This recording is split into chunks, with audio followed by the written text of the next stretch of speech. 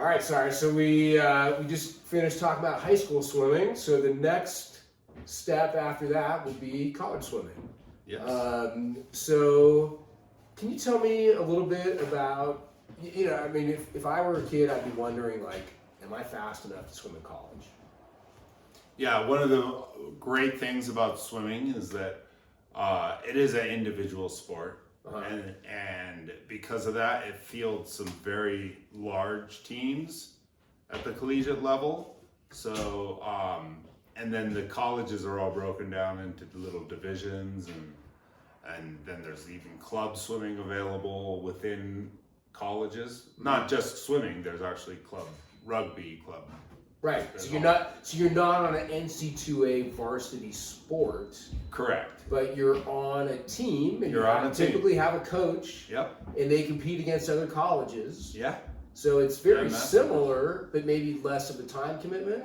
Yeah, less time commitment, less pressure. You don't have the athletic director down your back. Right. If you're on the club team. All right.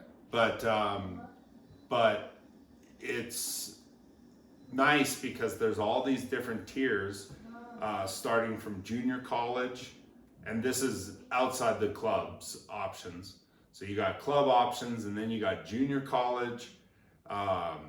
California's got a great junior college circuit that has swimming and diving and water polo, aquatics, all up and down Northern and Southern California. Florida has a big junior college scene, Indian River. We have, after junior college, we go into the next level of competitiveness would be and that's 4-year, usually private schools. That would be the NAIA division. We have a swimmer from Truckee High currently involved in that division right now. Then moving on from there, the next ring on the ladder is the NCAA Division III. That is for non-sport scholarship, usually high achieving, close to Ivy level schools, right? Private. Well, yeah, it's. I think the academic. The real cutoff there is there's no athletic scholarships. Right. For Division III. Yeah. So no scholarships at Division III, but very achievable, time standard wise. I believe both your daughters have graduated. Yep, from Division III. And one thing that I thought was really interesting about Division III, I love Division III. Yeah. There is something for everybody. I mean, so I went to a lot of meets, and I went to a lot of their, all their conference championship meets, and they were up in the Pacific Northwest. And the kids that were winning their conference were fast. I mean, they were, Division I fast guys. Yes. And then, but there was like no depth.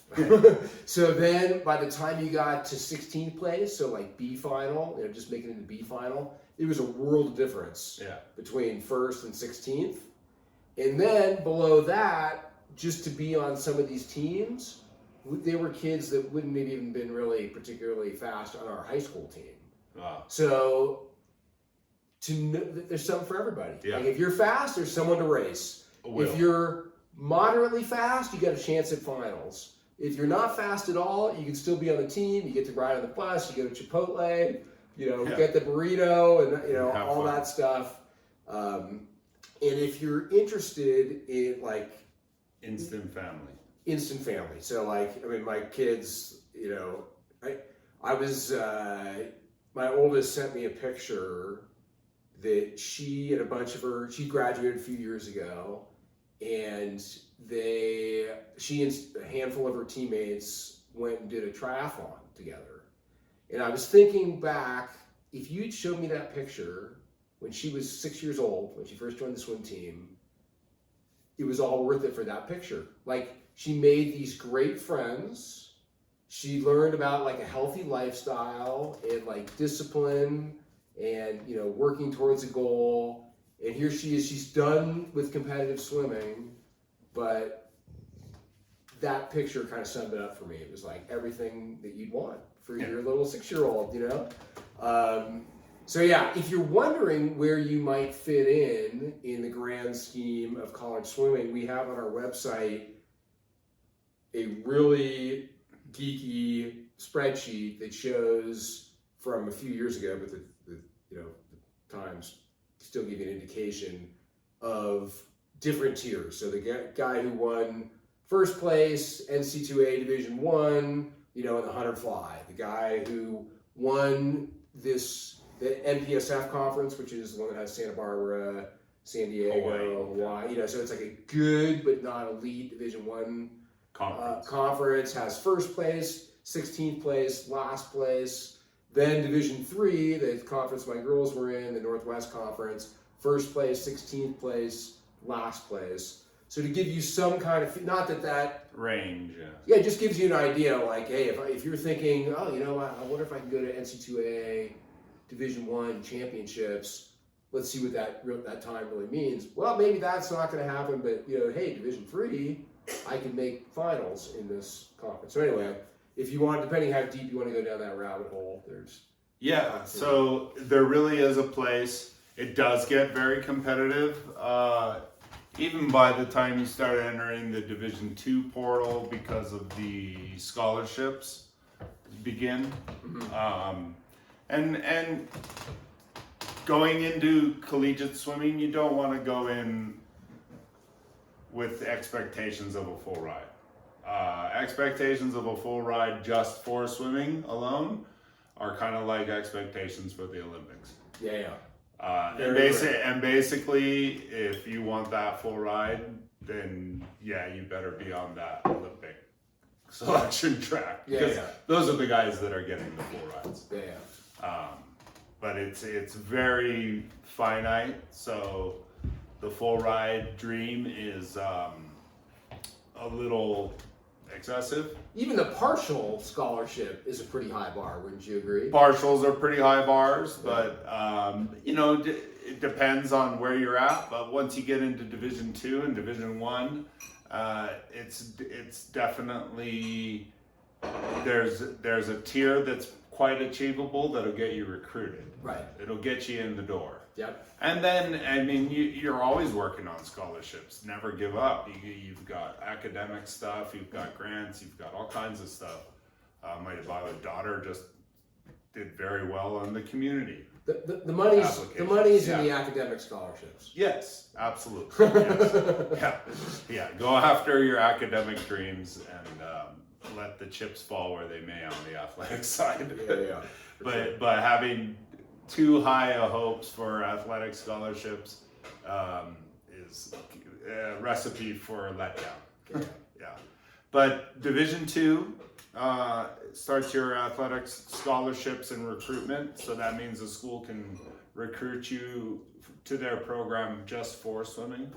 And Division One, of course. Both of those divisions are kind of split up into different conferences and categories, but they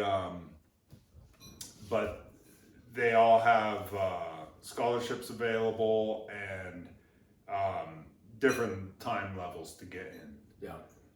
Once you hit Division One, I would say the first tier to get recruited at Division One would be like a futures time.